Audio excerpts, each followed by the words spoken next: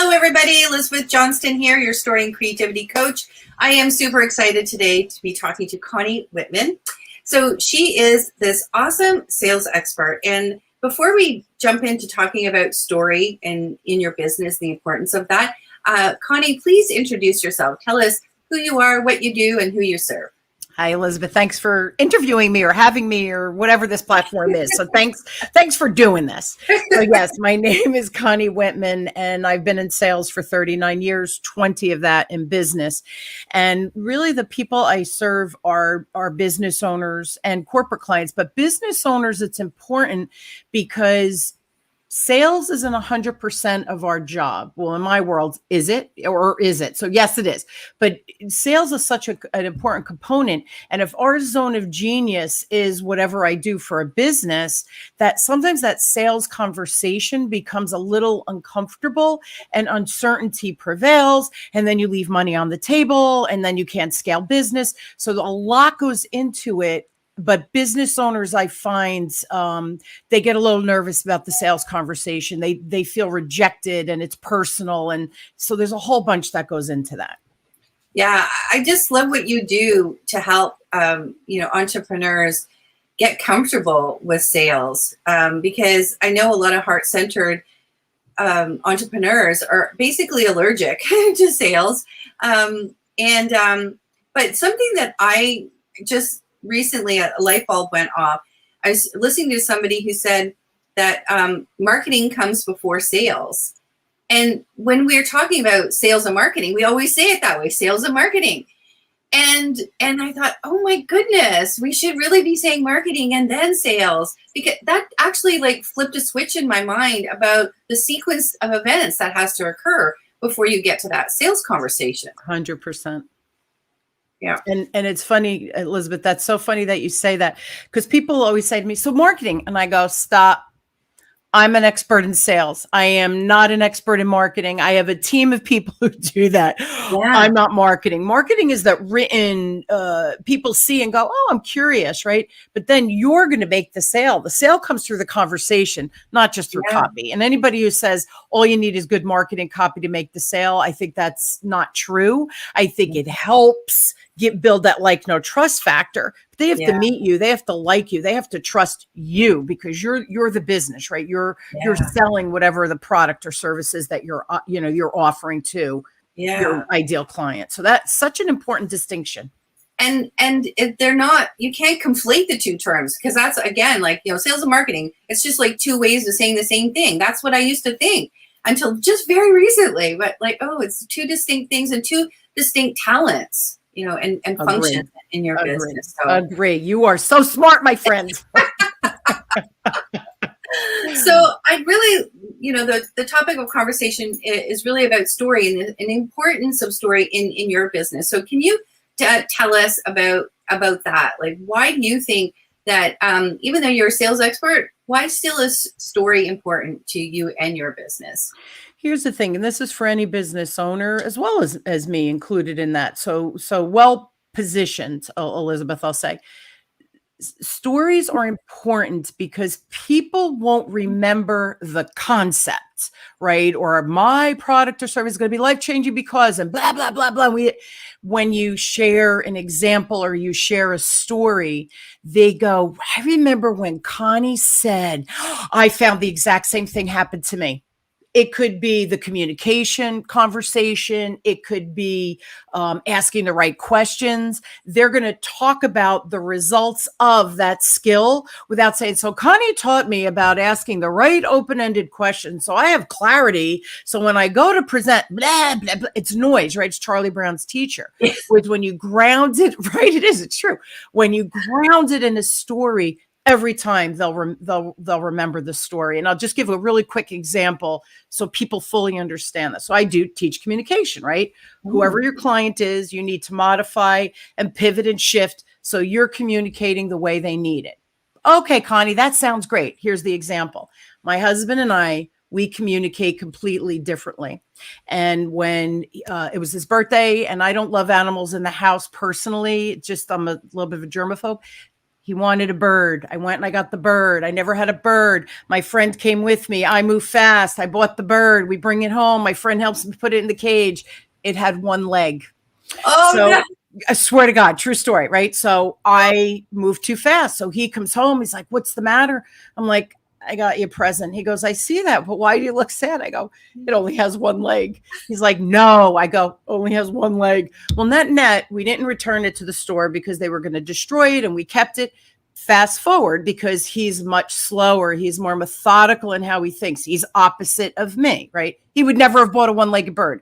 Yeah. Anytime I'm like, we got to do this, we got to do that, blah, blah, blah, and I'm talking a mile a minute, all he has to do is look at me and say, is this going to be a one-legged bird situation? Great story, right? So when I teach and you talk about, every time we go, oh yes, that client Connie was the one-legged bird. They were so opposite of me. They know exactly the concept I'm teaching through that one-legged bird situation, that my husband and I communicate differently, and that's all he has to say to ground me and slow me down. Well, if I'm with a client, I can't be the one-legged bird lunatic, right? I have to slow myself down if I was talking to my husband in a sales conversation. But the one-legged bird, everybody remembers the importance of communication. That's the importance of story. Wow, that's awesome. And I think that when you're in different sales conversations, depending on who's sitting in front of you, I'm quite sure that story is like, oh, this is a one-legged bird situation, and you don't have to go, now what does that mean? Because it's all encapsulated. It's like condensed. The meaning is condensed in that. And as soon as you think of it, it explodes in your brain and you know what to do. Exactly. So that's the trigger for people. Yeah. So when you're in a situation and you're speaking to someone that does not think and is not wired like you, one-legged bird, and they go, yes, Connie, I remember that all the time. It's 3 words, one-legged bird, right? 3 words. And it puts them where they need to be without remembering communication and modifying, right? Blah, blah, blah, blah, blah. Story gets you there. That's amazing. And one of the things that I remember from a previous conversation that we had is the story you told me about, that sales is really just having a conversation with a person at their kitchen table. And that really made me feel so much more relaxed. And how did you come up with that analogy? Well, you're going to laugh. When I started my career 39 years ago, I know I look young, people, but 39 years ago, I sold insurance, and I would sit at people's table and I would really get to know my client. And so what do? It was financial, right? Insurance, investments, all of that. So I would get to know them at their kitchen table with their kids sitting on my lap, drawing me pictures to put on my refrigerator at home, right? All of those things. But they were my friends. I cared about them. They were my client, and I educated them to make an informed decision, because I had all of this education and licensing and all of this. Whoopie-doo. My job was to make it understandable at their kitchen table. So every time you're with a client, just picture that you are in their space at their kitchen table and you've been invited in. You're a friend. And how would you treat a friend if somebody was selling to your friend, your grandmother, your mother? How would you want them to be sold to? And as soon as you go to the kitchen table visualization, you're coming from a place of love, care, and respect. You're okay. And sales should be love, care, and respect. Yeah, that is awesome. And the other thing that I love about that is that, like you say, it really puts the relationship first, because it isn't just about making a buck. It's about, it's about creating that relationship so that you lay the foundation for repeat business. Because if you treat them with respect and you take them through everything that they need to make an informed decision, they're going to remember you and probably recommend you. It's like, oh, don't go to that person, go to this person, go to Connie, because she treats you like a human being. Exactly. And that's the important piece. Not only do you create a lifelong relationships. So every time their need changes and you can help with that, whatever that need is that you can satisfy or Yeah. create the recommendation, they're going to come back to you, but they're going to refer anybody else who needs you. So you build this treasure trove of clients and relationships. And here's another thing. My clients are my friends. I can't, to me, once you're in my orbit, you're in my orbit. I will help you any way I can. I will share my resources any way I can. I will help you network any way I can. That's just how that's how I am. But I believe that's the best way to be a business owner, is to truly share yourself. Right. Yeah. Yeah.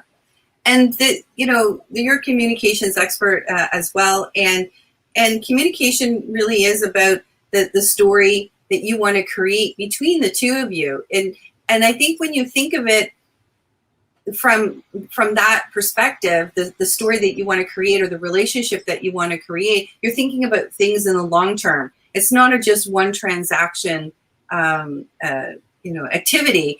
And I think story really helps ground us into that bigger picture. Agree. And again, through that story, it becomes personalized, because now, right, Elizabeth, you and we have our story. So I refer to you all the time, right? I send people. I mean, I don't know that they always buy, but I'm like, oh, wait, you're writing. You got to meet my friend Elizabeth. My friend Elizabeth, right? We live in two different parts of the world. We've never met personally. Elizabeth is my friend. If someone needs to write a book, they're going to Elizabeth. So again, it becomes part of our story, and then it's translated as my friend. Not I have a colleague or I have someone, my friend. And that creates a whole different energy in how we refer and do business as well. It's got to be personal. It's got to be personal. It's got to be personal. Yeah. And for me, I think that's why I never really took to the traditional networking like BNI and that sort of thing, because I did never find that you actually made friends and made it like a real heart connection with a lot of those networking situations. But when you really connect with somebody, and like when we chatted, and I think it was through one of those online networking things from joint ventures or JVology. It was a JVology. And so when we connected that way, we had such a great conversation. And, it's like, and I've never been sold to by you, but I just loved your energy. And I just love, how you phrase things. And it's like, oh yeah, like, go to Connie. She's got this great sales communications quiz. And, you're going to learn so much about, your style, because I don't think a lot of people realize that they have a style and that they can, max and flex, match or flex to who they're speaking to. So yeah, starting with the relationship and creating that story between us, I think that leads to much more satisfying long-term connections than without it.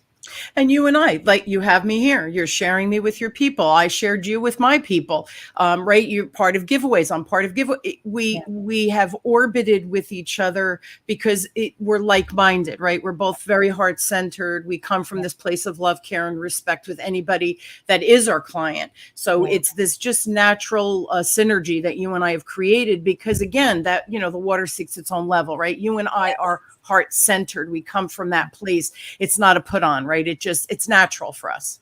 Yeah. Awesome. All righty. So do you have any last minute pearls of wisdom to share with us about story or something that's coming up for you that you'd like to share? Yes, I would love to. So I have a giveaway on October 11th through the 31st. I have some amazing people contributing. So come and join, and it's all free gifts that we're giving out to help you move the needle no matter where you are or what resource you need. I have a vast number of contributors with different topics. So you'll find something that will be cool for you, right? Awesome. That's great. Thank you so much for taking the time to chat with us, Connie. Anytime. Thanks for having me.